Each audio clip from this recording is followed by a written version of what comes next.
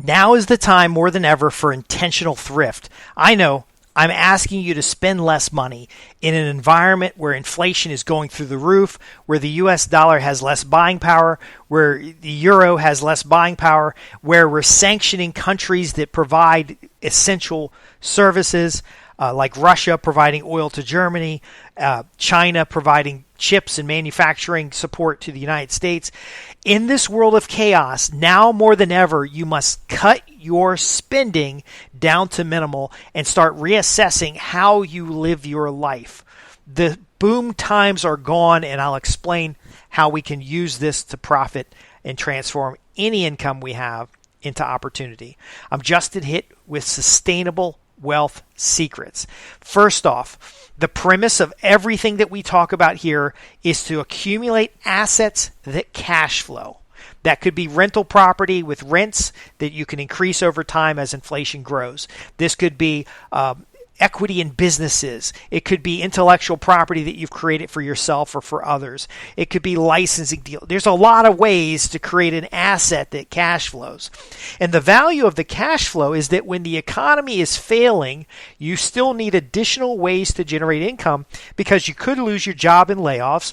You could have salary cuts. You could have changes in consumer demand. There's a lot of things that can reduce your income. Now, your income, as it goes down, is going to eventually butt up against your expenses. So no matter how well you save, no matter how well you invest, if you don't have free net cash flow, eventually your income will come down and rub up against the top of your expenses, and then you're going to be in a situation of being paycheck to paycheck. Now, the majority of people who receive a paycheck, whether they receive a check from the government, whether they receive a check from a giant corporation, whether they receive a check as an employee, 80% of these individuals live paycheck to paycheck. Now, this is more of a psychological phenomenon than anything else because you're relying on someone else, typically one or two streams of income. You're relying on someone else to bring to you the earnings after you've delivered services. So you did the work up front and then you get paid. Wealthy people don't work that way. Wealthy people get paid first and then they do the work. Wealthy people have multiple streams of income. Wealthy people have a diversity of income that has multiple payees. So maybe you have a rental property that has, and I've seen this done a couple of times, you have a rental property that has a tenant. I've seen people transition from that to apartment buildings where you have a property with multiple tenants. Now, again, there's different headaches for both of those. Maybe real estate's not their thing for you. I've seen individuals that have a few stocks. Maybe they own stock in the company that they work for.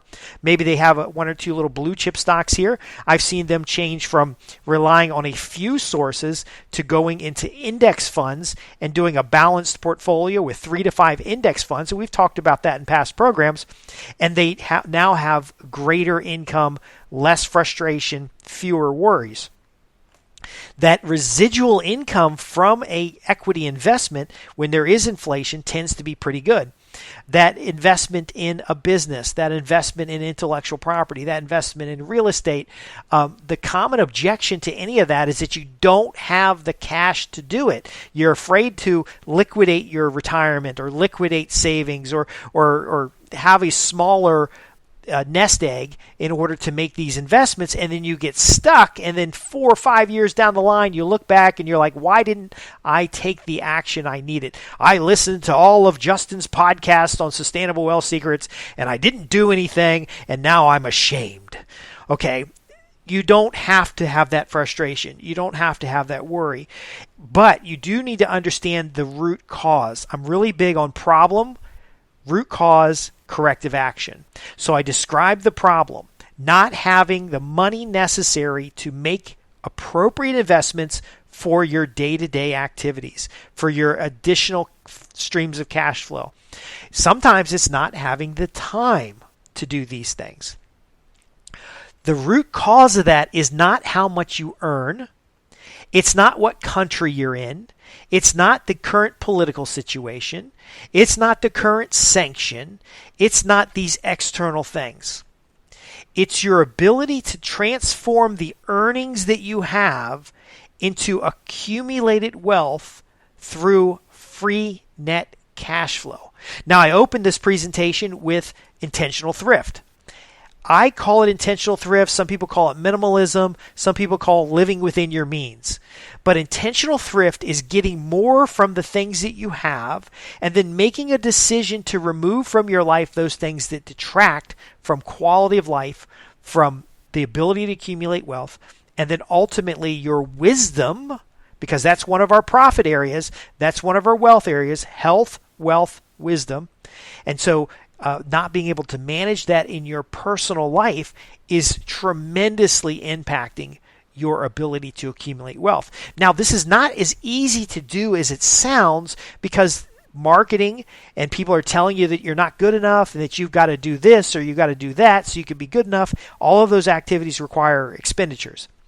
Even in my podcast, I will say to you, hey, these are the things you can do. The first thing that comes to mind is spending money.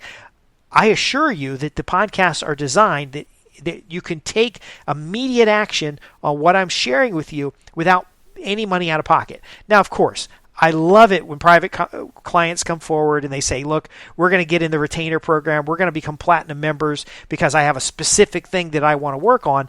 But I don't want to keep people in that program. I want people to be in the program, and it's a retainer program. We go in and do specific things, and then when you're done, you got back all your money from somebody else. See, this is an interesting thing. Other people's money. I help you solve a problem. That problem generates revenue in the marketplace, free net cash flow. The free net cash flow is equivalent or higher than the investment you made in me. Plus, you end up with intellectual property, which is the plan to do the work. And then ultimately, you just keep going. You don't need to sit around here and sit at the feet of me as a guru when you can actually implement these things in your business. That's what makes me different than a lot of these other people. It doesn't make me more wealthy than other people, because that means that I'm pushing away clients when they're ready to get out of the nest. But in the long run, it is more satisfying to me. And again, that lifestyle, that wisdom, those emotional connections, the relationships, that's the wealth that I'm talking about. It's exciting for me when someone comes to me and says, look, Justin, I was barely able to invest and diversify my portfolio, and I was so scared. And so we ended up downsizing the house, and we ended up making our kids pay for their own college. And then we took all that extra money and set it aside. And guess what? We can now afford a bigger house than we had before, and we can afford to send our kids to college without any debt on their part. But we're enjoying our lifestyle so much. We're enjoying the family relationships so much. We're enjoying the flexibility to travel. We're enjoying our freedom and no longer living paycheck to paycheck. Now, what happens here is controversial because you're stepping back on lifestyle. It's perceived that you're stepping back on lifestyle in order to leap forward when it comes to wealth accumulation. So let's say you're making $10,000 a month. It costs to manage your household $2,100. It costs for your vehicles another $1,000. It costs for health care, $1,500. All of that adds up, and at the end of the month, even though you're making $10,000 a month, even though you're making $20,000 a month, your wallet has expanded to the earning, rather than having things like forced savings or automatic savings. There are many things that I do that forces money to get set aside so that in a 5-year period or a 10-year period, I could put $250,000 in the bank. That's not a measure of my earnings as much as it's a measure of my application of earnings and the development of multiple streams of income. Folks, I've got business owners, I've got executives, I've got people who already believe they have a high income, even though you may not. And what do we define a high income as? We define it as more than 3 times the average earnings for your area. So in Martinsville, Henry County, that's $55,000 a year. Nationally, it's $66,000 a year. Multiply that by 3. Anything above that's a high income. Some subscribers are in the top 5% of earnings, but they don't have any wealth. They don't have any residual value. When we are looking at wealth, we're not looking at how much money you have in the bank. We're looking at of all the income streams together, both active and passive, could you retain your lifestyle at a 50% loss in earnings? Now, I've talked about it many times. The amount of money you made when you first started your job, put it in an inflation calculator, put the date in which you were hired, and then look at the inflation adjusted rate against your current earnings, and you'll see that the majority of employees working at the same company for 5 years or more have less than half the buying power they started. You wouldn't sign up to lose half of your buying power on purpose. But again, there's distractions, there's the day-to-day challenges of economic distress, there's 9% to 12% inflation, there's a 25% inflation in school college costs, which causes an emotional distress because you've been saving for your kids. And I'm not saying you shouldn't save for your kids. There are ways to save money tax-deferred or tax-free that will help your children, but you've got to understand then the value of that money. So intentional thrift is about, if you're going to make a purchase, you're going to purchase something that has the highest and maximum value. So I've mentioned a couple times in podcasts, I've got like 3 computers. I do a lot of writing. I have a computer that's dedicated to editing and bookkeeping. I got a computer that's dedicated to just general internet surfing.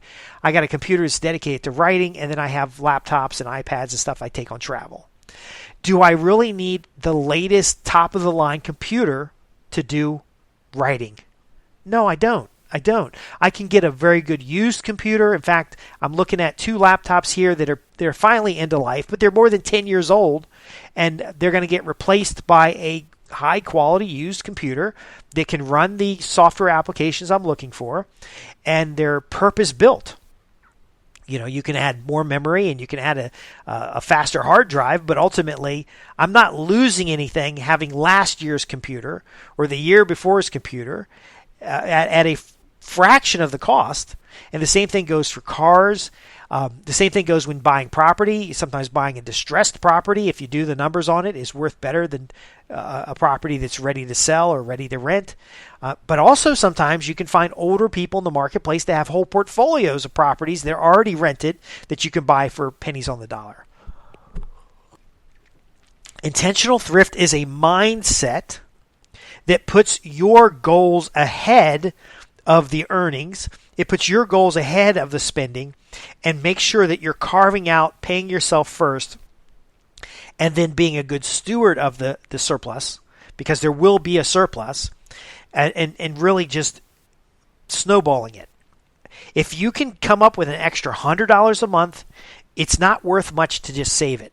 But if that $100 a month goes into improving your education, improving your efficiencies around the house, improving your ability to earn, creating an intellectual property that positions you as an expert, that makes you worth more in a marketplace, if you take that few extra dollars you gain or the residual you gain off of an investment and you reinvest it in increasing the income as well as reducing the expenses, you're going to be in a position where that gap is going to grow faster. That was a Benjamin Franklin quote, and I'm just going to have to paraphrase it, that the secret of wealth is to increase your means by diminishing your wants.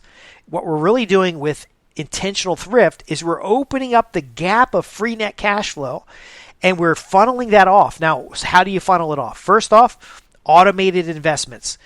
Have the money taken out of your paycheck, have the money transferred out of accounts.